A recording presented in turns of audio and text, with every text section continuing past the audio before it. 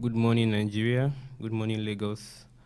Welcome to the Independence Day episode. We have here in the studio with us Laura Alakija, managing partner at Premier Africa Legal, and Israel Aye, founding partner of Mylaw. Good morning, Kunle. Good morning, Lagos. And good morning, Nigeria. Hello, Lagos. Good morning. I'm happy to be here. Let's take it away. Yeah, so first of all, we're going to say Happy Independence Day to all Nigerians across the country. Today, we'll be discussing Nigeria. Topic is Nigeria across two generations perspectives. So the first question I would be asking is Nigeria. Is there anything worth celebrating? Laura? That's an interesting question, Kunle. Thank you very much for that. I'm careful not to try to imagine what's going through everyone's minds when you ask the question, is there anything worth celebrating? It may look a little bleak from where we're standing. I mean, it's been an interesting year all around the world, but for Nigerians, we've had a lot of adjustments this year. So it's a bit difficult to ask people to celebrate Nigeria at 60, but I do think that we have a lot to celebrate. I mean, we still have a country. Our country is still standing. We're not where we want to be. Definitely, Nigerians are not happy with where we are, what our leadership looks like. But, if you walk on the streets, any city in Nigeria, there are Nigerians that are making things happen every blessed day. And when I wake up in the morning and I'm heading out to work and I see those people with purpose and determination on their faces going about their honest day's job, I kid you not, I am proud to be part of an army of Nigerians that is doing things differently.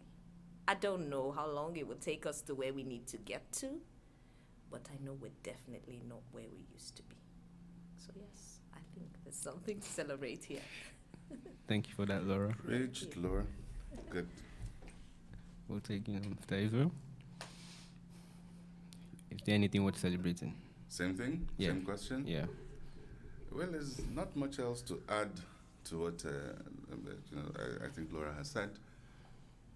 Maybe because I come typically from a slightly, I'm not sure the word is faith perspective, but listen, I can say two things. Firstly is we probably are not where we want to be, but we're definitely not where we were. So there's been some movement.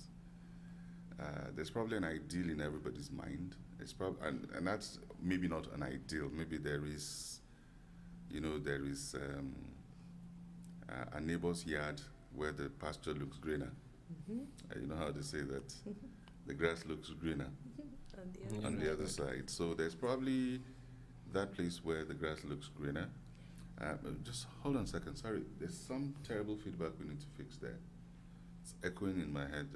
DOP, you need to fix that. And so there's That's much better. Cool. Much better. That's right. So there's probably a bit of that as well. That we're looking at and saying, I'm thinking perhaps, is there anything worth celebrating? But something else I want to highlight is that this country can be extremely deceptive in the sense that, people expect that, and how do I say this, is that progress is probably not going to happen gradually. Progress tends to happen almost instantly, but it's not as instantaneous as it looks. Okay, so typically you would go to. For those of us who probably saw Nollywood emerge, can we really say we saw Nollywood emerge? It's almost as if we went to bed one night, woke up the next, and there was a billion-dollar industry had been created overnight, literally. Okay, And what am I saying is that while some people were barely thinking over what worked and didn't work, and there were naysayers, there were those who just were plodding on and doing things. And I think that's what Laura was referring to earlier on, to say, look, that if there is nothing else to celebrate, there is in fact the Nigerian spirit, entrepreneurial spirit to celebrate, and that's driving change and will drive change. Yes. Thank you for that. I would say, if we are saying that we are not where we want to be, I think for me the question is, are we where we should be as a nation 60 years since our colonial masters left us? And coming off that line of thinking, I'll be asking, looking at governance, is there a difference between the Nigeria you grew up in as a child and the current Nigeria? Is that to me? Yes, to you. And if I think about your topic, Nigeria across 2 generations, am I the one who's supposed to be striding those 2 generations? That's a good question. Because that was code. That's For, code you know, for what saying- Nigeria did I grow up in? It was certainly not Cameroon or Niger. It's still Nigeria. You know, again, your question is whether it's different Yes. today than what it was like in my time. And in more ways than one, I think it is, right? Positively? And it's difficult to pigeonhole that. It's a positive, negative, and whatever else. You know, listen, I mean, there are people who tend to look at life through the rearview mirror. You know, I'm not sure the word is gloriously. There are people who just basically romanticize with the past. You know, and they think this past, you know, people talk about the good old days. And you really wonder, I mean, so how good were the old days? Okay? I mean, telecommunications, in that Nigeria you talked about, Yeah. we had a sole provider, largely, called Nitel. And Nitel had a total of 400,000 lines. Okay?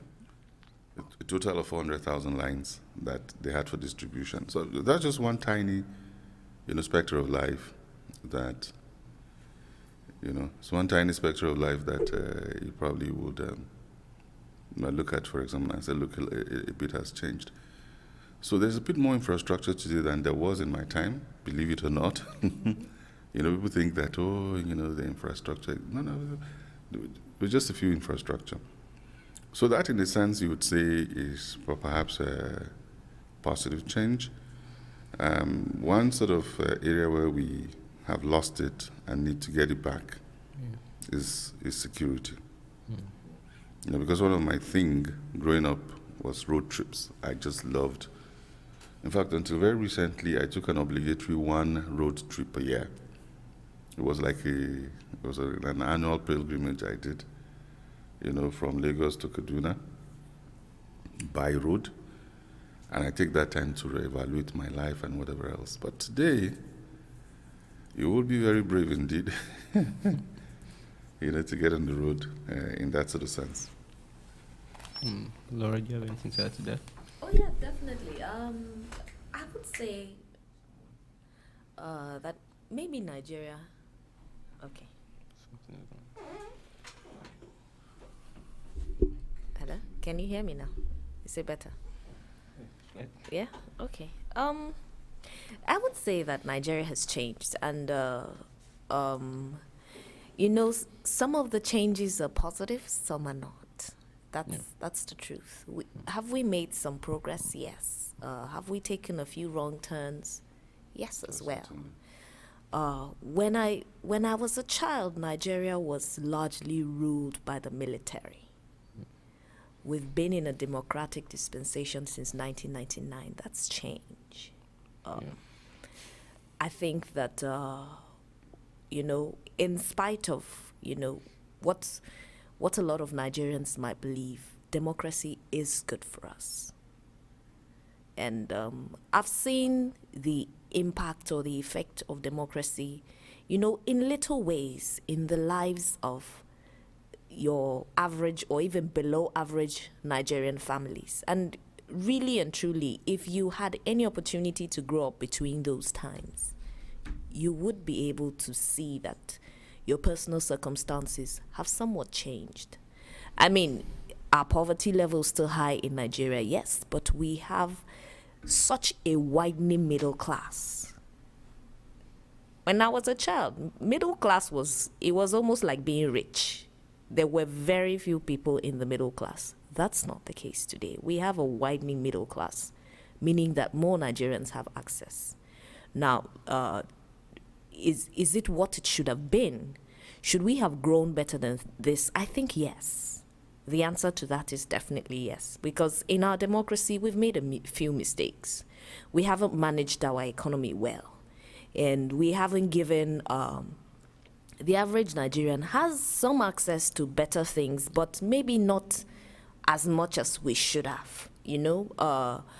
The sorts of benefits that indigent Nigerians had once upon a time when school was free or scholarships were abundant, we don't have that as much anymore. And that's a huge problem. So while the average Nigerian may be improving their earning capacity and access to certain things, we're having to pay for almost everything. That makes life a little more difficult for the Nigerians that are living, on some level of poverty. So in that aspect, in that regard, we are not doing well at all, and that we cannot sugarcoat. But to be honest, I want to agree with Israel that things have changed. Our access to technology definitely has opened up opportunities that Nigerians didn't even know existed. It has changed our lives in ways that we didn't know were possible. I mean, this conversation is supposed to be across 2 generations, and I'm wondering if you're not missing at least one more layer of this conversation, because I remember the Nitel times as well. And I happen to be old enough to stand at a Nitel booth to make phone calls. And I remember it was a privilege, to walk into your house and see that you had a desk phone. And I remember when those phones used to be locked with something that looked like a padlock. I'm sure my children have no clue what contraption that is if they saw it today. So I've seen a little bit of that Nigeria. We're not where we were, definitely. And if we are to tell ourselves the truth, the old days were good. I'm not sure that many people want to go back there. Thank you. Thank you, Laura. Yeah. I would like to, personally, I would say, if we look back at the level of infrastructure we had in those days, or for example, the fact that we had just Nitel and now we have MTN, we have Glo, we have Etisalat, we have more of those. Personally, I feel like that's just natural progress going on in the world, as opposed to any indication of progress of Nigeria itself. So that's probably, I'm speaking because I'm from a different generation. Right. And my views, maybe I just don't understand what it meant to just, one person buying a SIM card for supposedly 300,000 naira, and I just get to buy it for like 200 naira. Yeah. Exactly. But I would believe it really wasn't much of the doing of the state itself as a part of the state of the world. Things changing. It was only natural that progress like that was going to happen. I really don't think we should take that as a positive to add to the good tales of Nigeria or something like that. Well, before I get a reply, please, we'll be going on a short break, and then I'll be back. Thank you. I'm back. We're still here on the Independence Day episode with Mr. Israel and Laura. Before we went on a break, I asked a question, or rather I made a statement coming off of my generation, or my personal view, which is somewhat a representation of my generation's view today on the progression of Nigeria coming up from the days of Nitel to the current days where we have more infrastructure. There are other different competitors. Yeah, we have MTN, Glo, a phone is easier to buy, things like that. But I mean, I know I once heard that at one point dollar was equal to naira, and now we are here, and a dollar is like 400. It keeps getting worse every day, and I mean, if we're talking about progression, like we have to discuss changes in those aspects that seem to be really, really negative. I would just like comment on that, Mr. Israel. Well, I mean, I find your statement a bit curious because when you talk about looking back, I wonder what you're looking back at. That's a good It one. seems we're really good back then in terms But of how do you know? From what he's because heard, we've heard history is part of. It's the stories you read and all of that. But I thought you were talking to people who were there. And can Yeah, tell that's why I'm you- asking. I'm basically confirming from people who were there. No. You were making a statement. You were not asking a question. So I was quite curious, when I heard those terms. Like, okay, what gender? What's the perspective? Where's it looking at? Listen, I mean, look, we're not going to paint this or look at it through rose-colored paints or glasses. It is what it is. We're not doing as well as we can in many areas because you see, for me, I don't think that some of the indices by which we should measure the quality of our lives should be difficult. For me, it's not subjective truth. I mean, people are happy or they're not happy. They're employed or they're not employed. They can access, on many indices of, social and economic development. I think we're underperforming our peers, we're underperforming our potential, and we're not where we're supposed to be. I think everybody accepts that we're not there. Okay? So that's a fact. I guess we just choose to be grateful, to say that, look, we may not be there, but we're also not quite where we were. So there's movement. How much movement? And that's a different matter altogether. But I would say that there's been a bit of a movement. Right. Kunle, so I found your comments quite interesting, to be honest. And I can see how it's easy to look at where we are and say, look, you can't credit Nigeria for this progress because the whole world is moving. And in some respect, you are right, but therein also lies our opportunity. Imagine if we had to wait for NITEL to lay the fiscal infrastructure for telephones to get to everyone's house before we went into the cell phone era. Do you know how many more years we would have had to wait?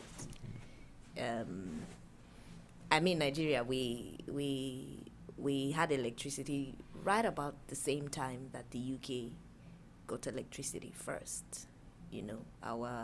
Our electricity plant is as old as.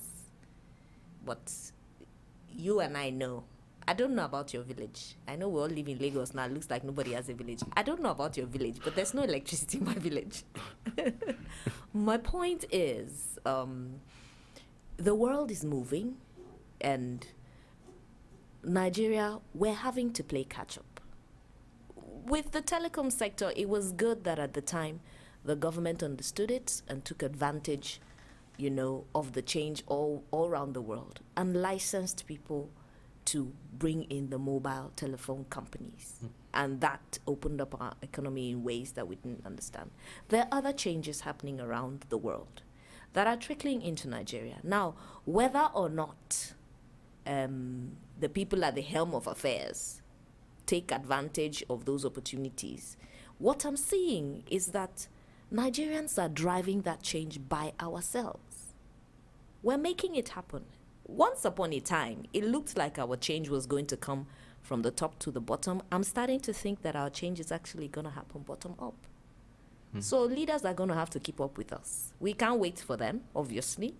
We don't seem to be able to push them or drive them to move at the pace that Nigerians want to move.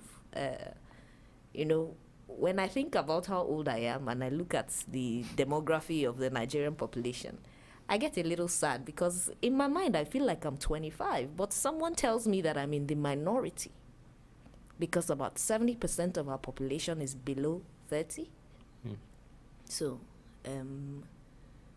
with the best will on earth, I'm not sure the government of the day can keep up with the population that is driving Nigeria now. And those are the things we need to look at when we're thinking about Nigeria. Because if all you do is look at, the structures that are in place and how they're failing us, you're never going to see the good side of things.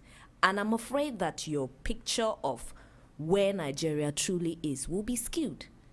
Because everything we're going to hear is doomsday stories, just bad news after bad news after bad news. And you may have gathered from this conversation that I'm very pro-private sector because I see things happening in the private sector that government has not even begun to dream of. And those are the things that are going to take us where we are going. So my optimism, my joy, I celebrate Nigeria not because of what structures we have, but because of the people that we have and what those people are doing to change this country. And I'm going to agree with Israel 100%. The change will be sudden, but it will not be so sudden. It's going to happen right before our eyes. Difference is we're not going to see it. You just wake up one morning and it looks like you moved and you got somewhere, but you didn't know how it happened. And the analogy couldn't be better. If you look at our movies and our music, if you look at our entertainment industry, I don't remember how it happened. I just know that I woke up one day and, our music was so much better. Our movies were so much better. If I was looking for entertainment, suddenly I was looking inwards. And I think that that's, in my view, that's the way to see Nigeria. Thank you. If I'd just jump in very quickly, and so here's something from my time you probably wouldn't be able to relate to. Birthday parties, children's birthday parties were run largely using Bonnie M. It's a brown girl in the ring, tra la la la la, and all that, and ABBA and whatever else. There was not, as a matter of fact, Nigerian music featured only in old people's parties. Yeah. And those were just a few. The likes of, of course, Bongo Sikwe from the Middle Belt, King Sonny Ade, Ebenezer Obey, the Fuji barista, Collington, and even the generation before them, you had Bobby. There were a few other persons, some high life maestros. Those were probably in the 50s and the 60s. Bobby, Bobby, what's his name now? I forgot his name. The one that sang Sweet Mother. No. Sweet Mother is Prince Nikumbaga. Yeah, Prince Nikumbaga. Bobby is a taxi. If you marry taxi driver. I don't care. I don't remember his name, but I remember the music. Exactly. I feel like I've been locked out of this conversation because I have no idea. Sorry. No, you wanted to hear, so it's so you're getting a bit of an education. Yeah. And the likes of it, of course, you talked about Victor Wifo. Yes. And the rest of it. But those music featured mostly in, they were played by old folks and maybe in adult parties and the rest of it.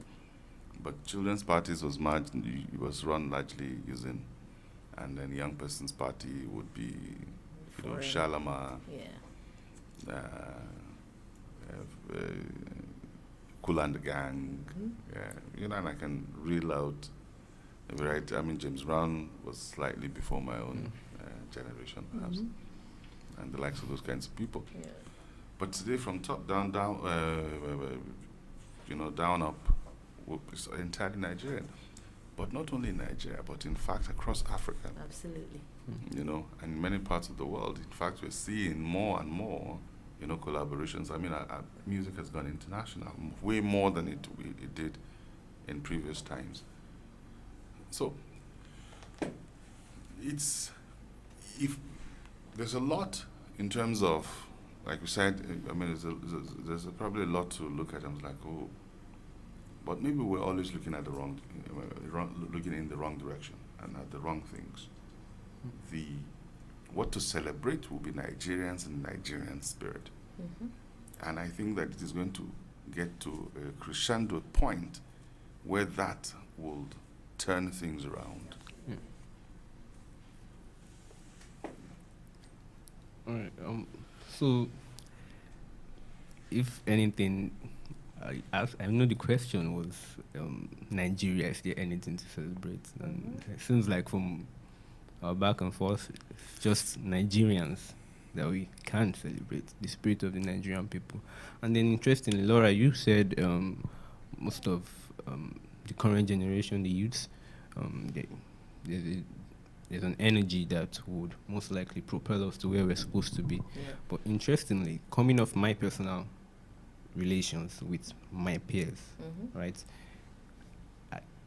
To be specific, I once had a friend when we were in university. This person used to be so outspoken. It was like he would really like to become a president of Nigeria.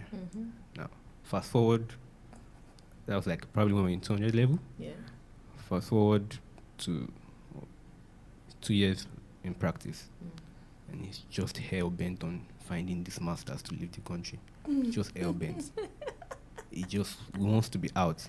And we're having this conversation, and I'm like, he's like, bro, both of you, have you started running your own? And I'm like, yeah, I've been thinking about it. Like, dude, there's nothing for you in this country. This country does not care about you. Just go.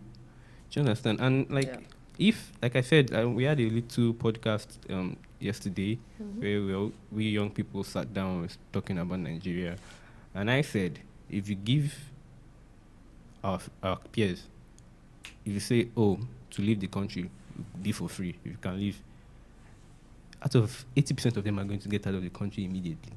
So while we speak about the Nigerian spirit and how this spirit can propel us, I also think it's necessary for us to also consider the fact that that spirit would be leaving the country slowly. Because I know you'd hear stuff like, oh, there's doctors are striking, and then you hear stuff like, oh, the British embassy is making it easy for Nigerian doctors to come over. They're trying to take the best and brightest. I mean, so like there's a general notion, despite our negative that we have out there in the world, there's a general notion that Nigerian people are strong, hardworking people with so much resilience. Yeah. And I was talking to a friend from Ghana, and he was like, I know you, don't worry, you Nigerian, once you get there, I'm sure you pull everything off because you Nigerians are strong. I'm like, what if that's just a stereotype? How can you be so sure? But like that's the world's general notion on who we are as a people. Yeah. And I'm saying like, while we have that spirit and it's what might propel us, slowly the situation might be discouraging and be damaging to that spirit. It's why a lot of my generation are strongly interested in, it's not really about the masters. People just want an opportunity to go there and not come back. They just want an opportunity. I mean, the Nigerian dream, for some reason, has been intertwined with the American dream. You know? I know, right? This is so interesting. Yeah, because someone is doing so well, is like, I just want to leave the country. You see, everybody wants to leave the country. People believe they will definitely do better almost anywhere but here. So, I mean, to round up the discussion, I would really like your generation, in a few words, encourage my generation. Let them understand this positivity that you see that should make them stay. Yeah. My friend, for example, I want him to watch this and then be able to say, because it's just grinding to leave the country. Yeah. He has a good job. He's not working in a bad place. But he's like, I wake up in the morning, I'm stuck in traffic. And then some people that have gone over there, even friends that have gone for masters, my friend that went for masters, she tells me, what are you doing there? Like, even the average person over here, the average person that doesn't even have money is very comfortable and happy. So what are you doing over there? And they seem to be like, we seem to have lost that ache to be the ones to fix things. Yeah. So I would like just encourage or say something that let them see this positivity that I speak about, because I really think despite their energy and their drive, that positivity that you have, it's not reflecting on our generation. Yeah. Yes. Yeah. Okay. So This would be my response to some of what you've said. First and foremost, even if you had dual citizenship, Nigeria is the one country that is truly yours. Mm-hmm. And I'd like every Nigerian to remember that more than anything. Second, as much as, I hear this hypothesis a lot of times. If you open up the borders, Nigerians are going to disappear and there'll be a fraction of us left. Well, I don't know that that's going to ever happen, meaning that whether we like it or not, some of us are actually stuck here. And we're going to have to make the best of the situation. But the third point I'm going to make, which I think would be what you're looking for the young Nigerians, is, I remember the first time I came to Lagos. I came to Lagos as a law student. I came to law school. And I thought, wow, Lagos is a dream. I mean, my hostel was in Victoria Island. My classroom was a walking distance. And I thought, wow, fantastic. And then I came back to work in Lagos, and the reality of Lagos hit me hard. That 1 year was like a honeymoon. I didn't have any stress. Somebody else was paying my bills. I was going to class. All I had to do was read my books. Guess what? That's the reality world over. Every new place you go to as a student, it's a dream until you get out there and you start walking the streets and building your life from scratch. That's when reality hits you. Now, back home, you are Nigerian, you belong here. Nobody, you Kunle, if you're walking on the streets of Nigeria, nobody can tell you you don't belong here. Yes. I've had the opportunity of traveling around the world, short trips here and there, because I'm one of those Nigerians that likes to live in Nigeria. And if you think that people are waiting on the other side to welcome you with arms open wide and embrace you into the system, you've got another thing coming. Because from aircrafts to airports, before you even enter, the atmosphere is quite different. Now, does that mean that Nigerians will not thrive outside Nigeria? No, Nigerians are doing amazing things all over the world. I think my point is this: not every Nigerian is designed to stay home, and not every Nigerian is designed to live abroad, whether you're abroad or you're in Nigeria. I believe that where you are meant to be, that's where you will thrive. Believe it or not, Nigeria has enough opportunities for the almost 200 million people that are here. If you are meant to be here, stay here. You will build from zero and you will find yourself somewhere. I'm saying it because I've done it. Packed my bags from wherever I was coming from, came to Lagos, lived in my traveling bag as a squatter with a friend before I started to find my feet. It's not a pipe dream. And Nigerians are doing it every day, bettering your own life and getting to where you want to be. And believe it or not, there's yet to be a dream that I've had in this country that didn't come true. That's my message to every young Nigerian. Thank you very much for that. Yeah. So would like to hear something from you. Well, okay. There's not a lot else to add to. I thought Laura on that really philosophical note. Not all Nigerians are meant to live in country, and not all are meant to live outside. So, I guess find yourself. You'll be amazed, to be honest with you, when you see the data. What story it tells. That a lot of folks are living, but not really that many are living as we think. We probably live in an area where the numbers appear to be high. That's a fact. We see the numbers, right? Both in terms of direct immigration and in terms of whatever else. And is it worrying? I believe it is.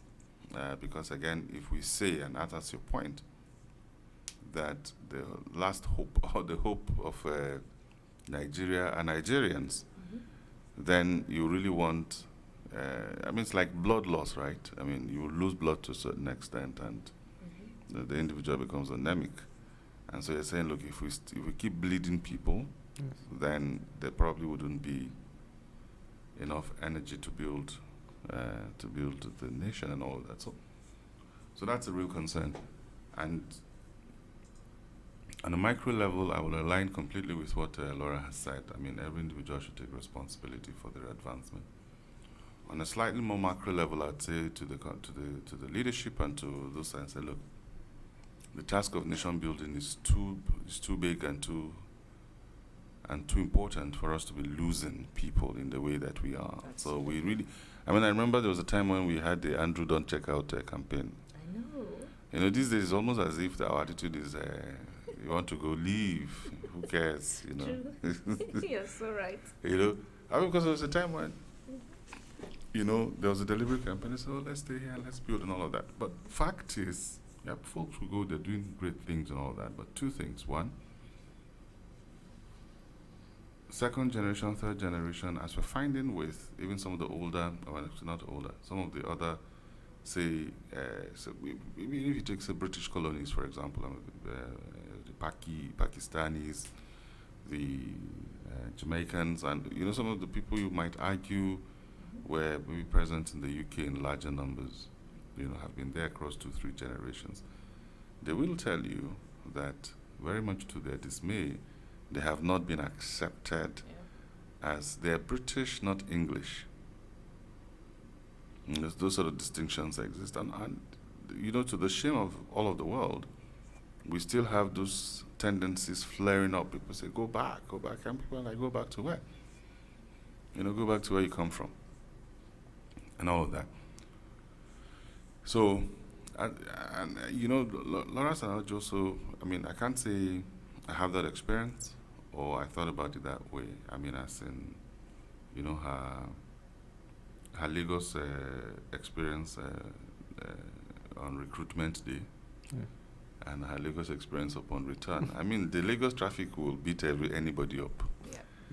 You know, anybody who say I've had it with Lagos, just check it. It was traffic. The Lagos traffic will literally just defeat anybody. That traffic is brutal. Yeah.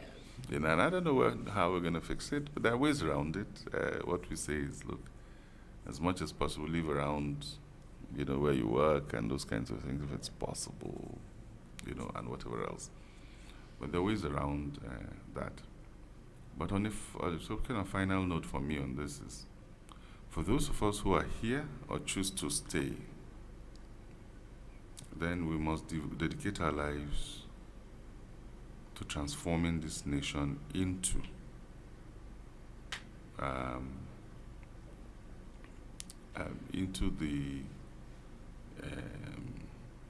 country, okay, that compares with with any other developed country around the world. Reason is that until Nigeria and Africa works, the black man all over the world would suffer. Whether they're African American, whatever they are, wherever they are, no matter what they're doing, they might tolerate them for a season while their service and input is required. But the black man will not be respected until the black continent works. Yeah. And Nigeria has a big part of that.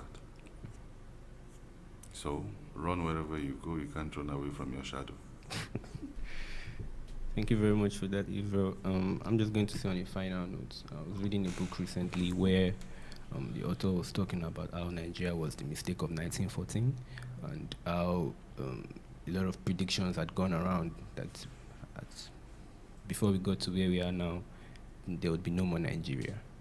Yeah, and I think that despite, he made descriptions saying Nigeria is like a boy that has been beaten, was left by his masters and has been beaten by the military rule, stolen from by the politicians, and despite prediction, it still stands. And I think that's something to look at and be hopeful for. And I really agree with that point. There's no place like home, and the black man will always be welcome in Africa. Yeah, so, it just shows that the duty of Nigeria goes beyond Nigeria itself. goes all the way to Africa and for the purpose of the black people around the world. And I really hope that, and that's the point of these conversations, I really hope like the generation has been able to give some of insights to our generation. Maybe when people listen to this, they can begin to have change of mind, change of the mentality that they need to leave the country before they can truly thrive as Nigerians. So thank you very much, Israel. Thank you very much, Laura, for this. I think this was very, very interesting and we did justice to the topic. Thanks, Kunle. Thanks for having us. Thank you, Thank Kunle. you. It's also a pleasure to be here.